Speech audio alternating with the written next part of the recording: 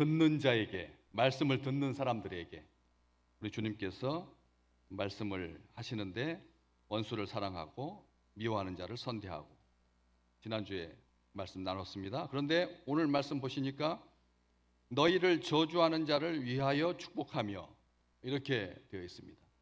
저주하는 자를 축복하며라고 되어 있지 아니하고 저주하는 자를 위하여 축복해라, 위에서 축복해라. 저주하는 자를 축복하는 게 하고 저주하는 자를 위하여 축복하는 거하고는 다르지요. 그렇죠? 저주하는 자를 강제로 억지로 축복할 수 있습니다. 그렇지만 위하여 축복하라고 하는 말은 그 사람을 생각하며 그 사람을 기대하며 그 사람이 잘 되기를 소망하며 망하지 않도록, 그렇게 위하여라고 하는 이 단어가 두 개가 붙어 있습니다. 위에 원수를 사랑하고 미워하는 자를 선대하는 것은 위하여가 없습니다. 그런데 저주하는 자를 위하여, 너희를 모욕하는 자를 위하여, 저주하는 자를 위하여 축복하고 모욕하는 자를 위해서 기도해라. 위하여가 두 개에 붙어 있는 거죠. 말씀이 더 우리 생각에는 위쪽 원수를 위하여 사랑하고 미워하는 자를 위하여 선대하고 이렇게 해도 되는데 그 두 개에는 그런 말이 없고 저주와 모욕당하는 그런 사람들을 위해서 축복하고 기도해라, 이렇게 주님께서 말씀을 하고 계십니다. 두 개는 더 힘주어서 말씀하신다는 거예요. 우리가 원수를 만날 기회, 미워하는 자를 만날 기회들, 또 우리를 저주하는 자를, 우리를 모욕하는 자들을 만날 그런 기회들이 있을 텐데, 그런 기회라고 말하기는 좀 그러지만 그럴 때 너희들은 어떻게 그들을 선대하고 있느냐, 사랑하고 있느냐. 사랑하고 선대하고 축복하고 기도하고, 다 원수, 미워하는 자, 저주하는 자, 모욕하는 자 다 그냥 일괄 해가지고 그냥 원수를 사랑해라 이렇게 해도 될 텐데, 그걸 다 나누셔서 우리 주님께서 말씀을 해주고 계십니다. 저주하는 자를 위에서 축복해라, 위에서 축복해라. 그래서 나중에 사도 바울도 로마서 12장 14절에 너희를 박해하는 자를 축복하며 축복하고 저주하지 마라, 축복하고 저주하지 마라, 이렇게 편지에 로마 교회 성도들에게 편지를 하지요. 그런데 우리가 이 저주하는 사람, 저주가 뭔지 모르는 사람 아무도 없습니다. 저주하는 거 얼마나 입에다 담기도 어려운 그런 욕설을 떠나서 정말 귀를 파고드는 그런 저주 앞에 어떻게 우리가 그 사람을 위하여서 축복을 해줄 수가 있느냐는, 복을 빌어줄 수가 있겠느냐는. 저주했을 때 성경은 저주를 받았을 때 우리를 아주 속 시원하게 하는 그런 기사가 하나 있죠. 열왕기하 2장에 보면 여리고에서 베델로 올라가던 엘리사에게 아이들이 와서 저주하는 게 아니죠. 대머리여 올라가라, 대머리여 올라가라, 대머리여 꺼져라. 엘리사 선지자에게 어린 아이들이 입에도 담지 못할 말을 한 거죠. 대머리여 꺼져라, 대머리여 꺼져라. 지금 만약 누군가에게 머릿속이 약간 적으신 분들이 대머리여 꺼져라, 그걸 두 번이나 듣는다면 여러분은 어떻게 반응하실 것 같습니까? 선지자는 돌이켜 그들을 보고 여호와의 이름으로 저주합니다. 여호와의 이름으로 저주합니다. 그런데 저주한 내용이 안 나와 있어요. 열왕기하 2장에 보면 뭐라고 저주했는지 안 나와 있습니다. 그런데 수풀에서 암컷 2마리가 나와가지고 아이들 중에서 42명을 찢어 죽입니다. 그러면 저주했던 애들 숫자가 몇 명 정도 될까요? 여러분 생각하시기에 42명이었을까요? 42명보다 많이 많았을까요? 아니면 조금 많았을까요? 질문도 안 되죠. 질문도 안 됩니다. 다 죽었을 수도 있고, 그리고 대표적으로 저주한 42명만 딱 골라서 죽었을 수도 있죠. 어쨌든 42명이 암컷에게 찢겨 죽었습니다. 여러분, 곰이 사람을 찢어 죽인다, 이게 얼마나 무서운 일입니까? 일전에도 제가 본 적이 있거든요. 그 젊은 남자가 곰한테 물려가지고 도망가서 살았는데 얼굴 반쪽을 뜯어 먹어버려. 얼굴 반쪽이 뜯겨 먹었는데도 수술을 수십 번 해가지고 간신히 겨우 형태만, 눈도 없고 뭐 완전 얼굴 반쪽을 다 뜯어 먹어버렸다니까요. 그런 사진을 제가 본 적이 있습니다. 그런데 사람이 곰한테 찢겨 죽었습니다. 42명. 여러분, 지금 그 암곰한테 42명이 죽었다 그러면 나라가 발칵 뒤집힐 일이죠. 우리나라 일꾼들 300여 명이 체포되어 가지고 지금 난리가 났죠. 난리가 났습니다. 그런데 그건 체포되고 구금되는 거잖아요. 찢겨서 죽었다니까요. 시편 109편 8절에서부터 11절 잠깐 보실래요? 다윗의 시입니다. 다윗의 시. 그러니까 시인데 시편 109편 8절에서부터 11절. 그의 연수를 짧게 하시며 그의 직분을 타인이 빼앗게 하시며 그의 자녀는 고아가 되고 그의 아내는 과부가 되며 그의 자녀들은 유리하며 구걸하고 그들의 황폐한 집을 떠나 빌어먹게 하소서.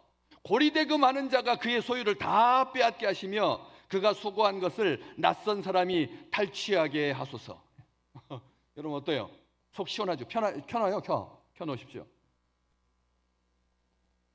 다윗의 시입니다. 성경에 기록되었습니다.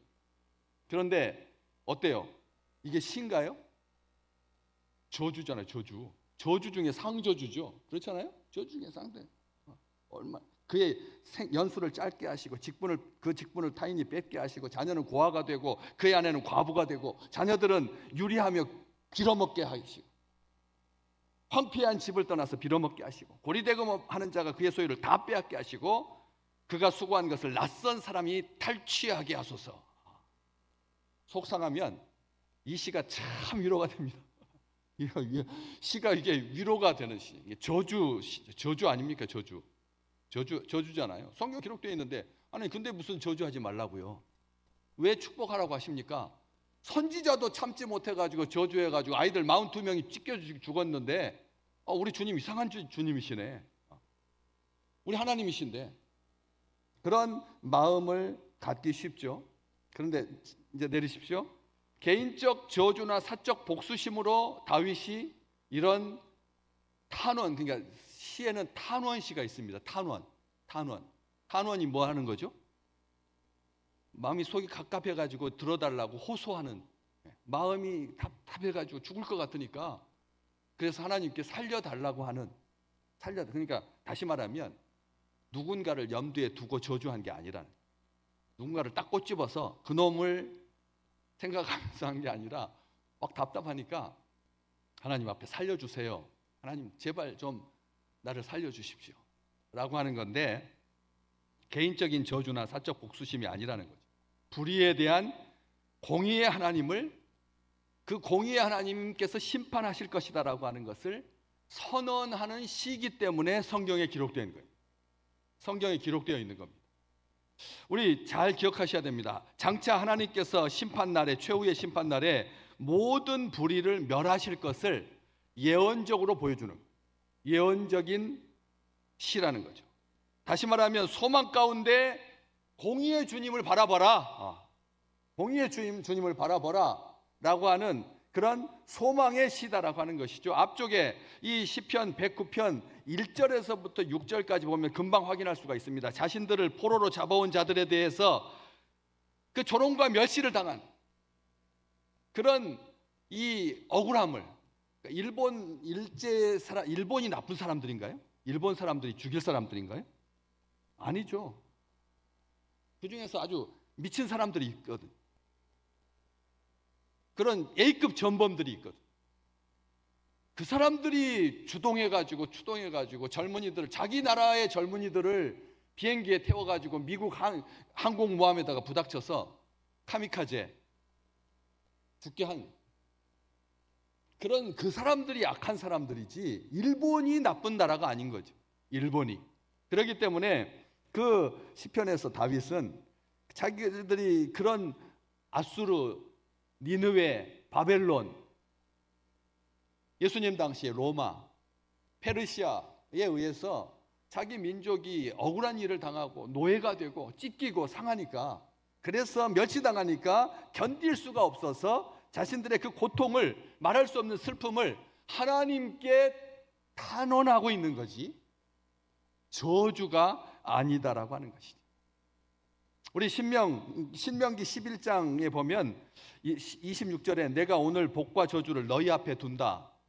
복과 저주를 너희 앞에 두어서, 이게 무슨 뜻이냐면 너희가 선택할 수 있도록, 복을 선택할 것이냐 저주를 선택할 것이냐 할 수 있도록 복과 저주를 너희 앞에 둔다. 너희가 만일 내가 오늘 너희에게 명하는 너희 하나님 여호와의 명령을 들으면 복이 될 것이요, 너희가 만일 내가 오늘 너희에게 명령하는 도에서 돌이켜 떠나서 너희 하나님 여호와의 명령을 듣지 아니하고 본래 알지 못하던 다른 신들을 따르면 저주를 받을 거다. 신명기 11장에 그렇게 기록되어 있거든요.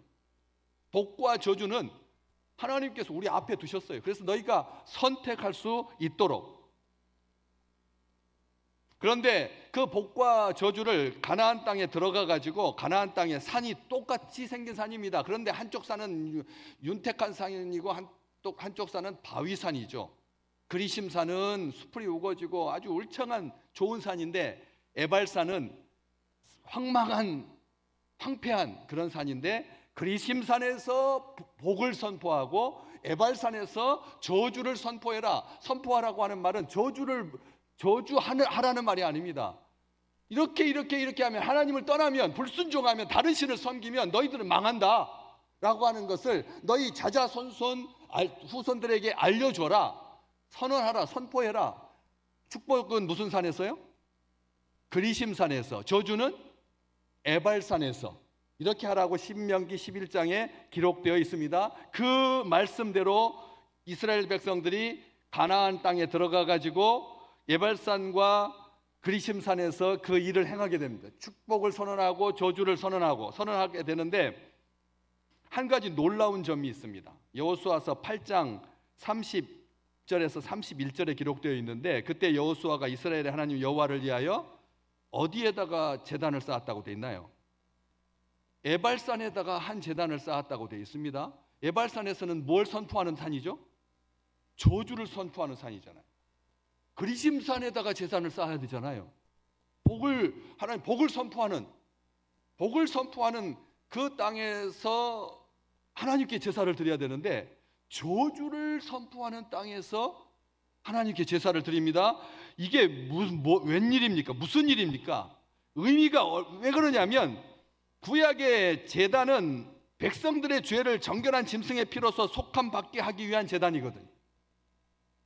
무슨 뜻이냐면, 저주가 선포되는 에발산에서 하나님께 제단을 쌓고 제사를 드린다라고 하는 말은 하나님의 말씀대로 살지 못하여서 받아야 할 저주가 어떻게 해결될 수 있는지, 하나님의 명령에 불순종해 가지고 저주받은 인생이 어떻게 구원받을 수 있는지를 보여주는 그림이고 예표라는 것이죠.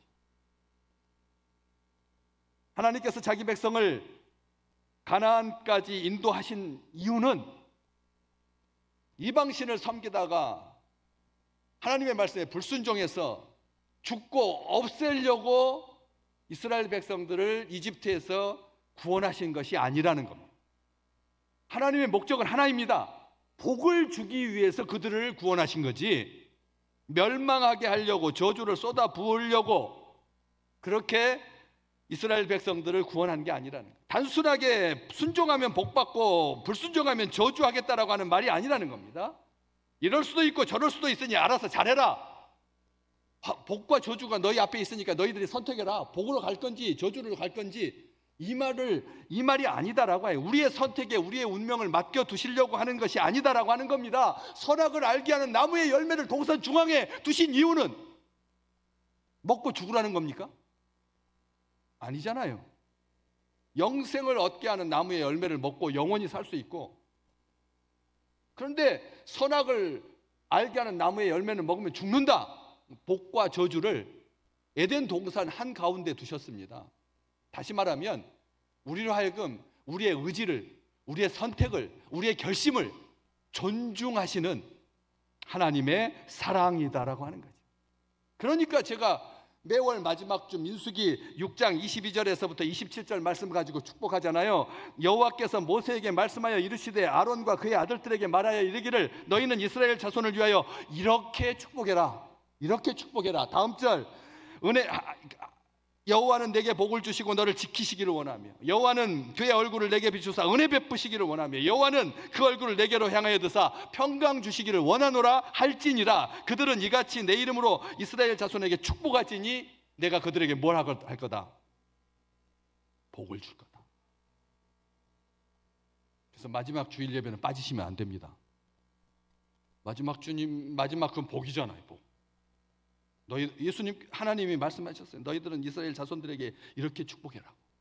내가 복을 줄 거라고. 하나님은 복 주시기를 원하시지 저주받은 인생으로 멸망의 길을 가는 것 원치 않은. 그러니까 민수기 23장에 모압 왕 발람이라고 하는 거짓 선지자를 고용하여서 이스라엘 백성들을 저주하려고 했을 때 하나님께서 그가 타고 다니던 나귀를 이용해 가지고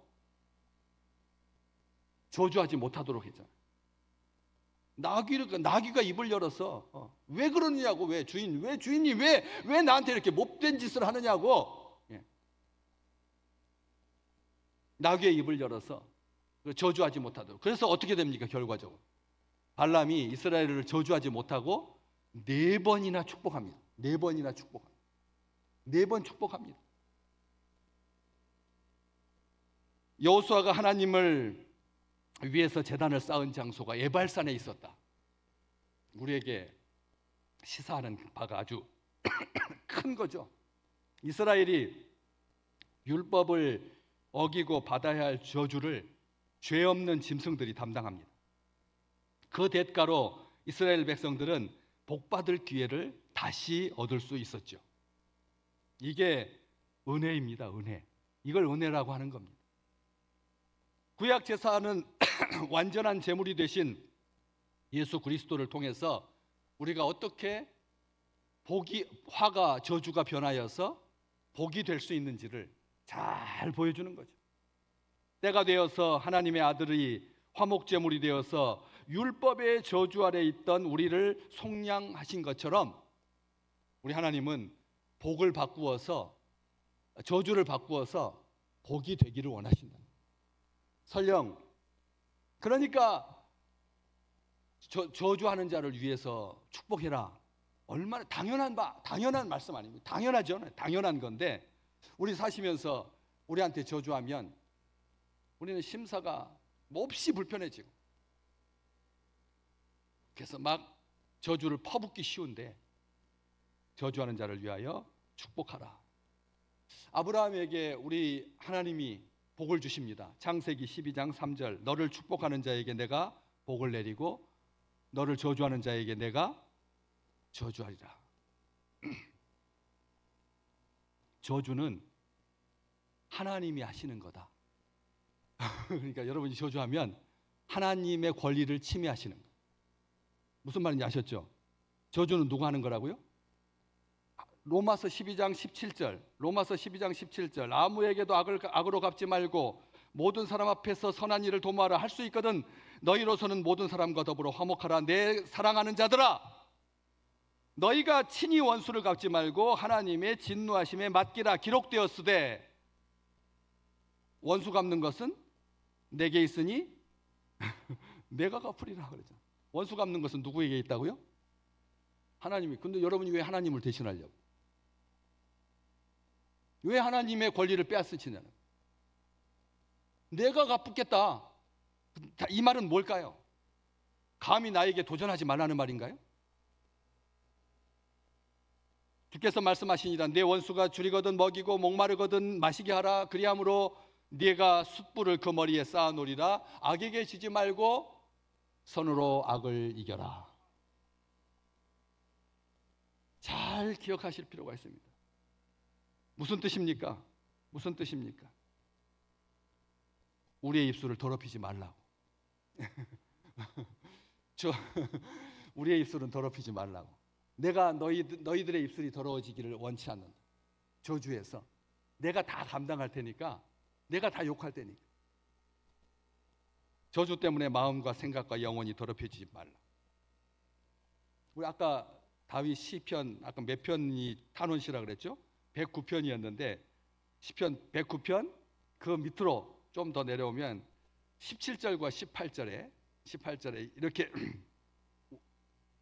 이렇게 탄원합니다. 다윗이 17절 18절. 그가 저주하기를 좋아하더니 그것이 자기에게 임하고 축복하기를 기뻐하지 아니하더니 복이 그를 멀리 떠났으며 또 저주하기를 옷 입듯 하더니 저주가 물같이 그의 몸속으로 들어가며 기름같이 그의 뼛속으로 들어갔나이다. 무슨 뜻입니까? 저주하면 자기 영혼이 더러워진다. 저주하면 자기 영혼이 더러워진다. 저주하면 어떻게 된다고요? 그것이 자기에게 임하고 저주를 하면 자기에게 임하고 축복하기를 기뻐하지 아니하면 복이 그를 멀리 떠나고 저주하기를 옷 입듯 하며 저주가 물같이 그의 몸속으로 들어가며 기름같이 그의 뼛속으로 들어간다. 한순간도 저주하지 마시기를 주의 이름으로 축복합니다. 근데 여기까지 올라와요. 지난주에 새벽기도 때 말씀드렸잖아요. 어떤 남자분이 예쁜 차를 타고 교회 앞에 딱 섰어요. 그러더니 저한테 대뜸 하는 말이 교회가 살려면 잘해. 교회가 살려면 잘하라고. 이중 주차하면 내가 신고할 거야. 저한테 그렇게 막 제가 이제 순화시켜서 새벽기도 때 부드럽게 말했지. 그러시는 거예요, 막. 제가 얼마나 가슴이 막 뛰는지요. 게다가 그 전주에 제가 설교를 어떻게 했는데요.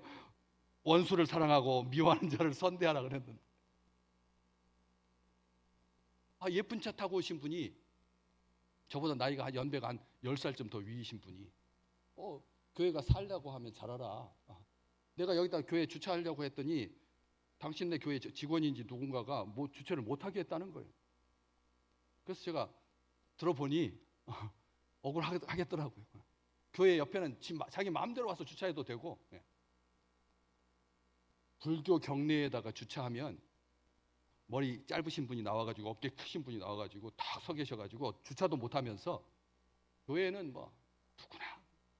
그래서 제가 설명을 드렸어요. 내일 새벽기도 때 4시 반부터 우리 교인들이 와가지고 차를 대기 때문에 저녁에는 만약 대시려고 하면 새벽 4시 반에 차를 빼셔야 합니다. 그렇게 안내를 해드렸어요. 그런데 제가 그 지난주에 설교를 안 했다면 제가 덩치도 그 사람보다 어깨 위다 제가 더 크고 나이도 제가 더 젊고 원 없이 저주를 했을 거예요. 이런 하면서 하나님이 저한테 이렇게 기회를 주시다니. 이 세상에 살면서 우리가 예배 드릴 때는 아멘이 되거든요. 저주하는 자를 위하여 축복해라. 얼마든지 하겠습니다, 하나님. 그런데 딱 말씀 듣고 끝나고 축도 받고 나가면 예쁜 차가 와서 쓴다니까요. 그렇죠. 자기가 하고 싶은 말 다 하는 거예요. 설명을 해드렸어요. 언제든지 차 대시면 됩니다. 그런데 공교롭게도 지지난주에 일부 예배 때 여기 옆에다가 이중 주차해가지고 3대가 민원이 들어가가지고 딱지를 띄었거든요. 그래서 제가 화가 나가지고 너지 그러려고 그랬어요. 처음에는 네가 그랬지. 그러려다가 참았어요. 제가 참았다니까요. 선생님 제가 그렇게 말했다니까요.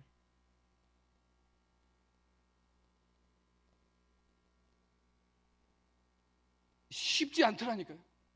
제가 그래서 강대상에서 원수를 사랑하라. 어떻게 제가 설교를 할 수가 있겠어요? 미워하는 자를 어떻게 선대할 수가 있겠어요? 저주하는 자를 위하여 어떻게 축복하며 모욕하는 자를 위하여 기도해 줄 수가 있겠느냐.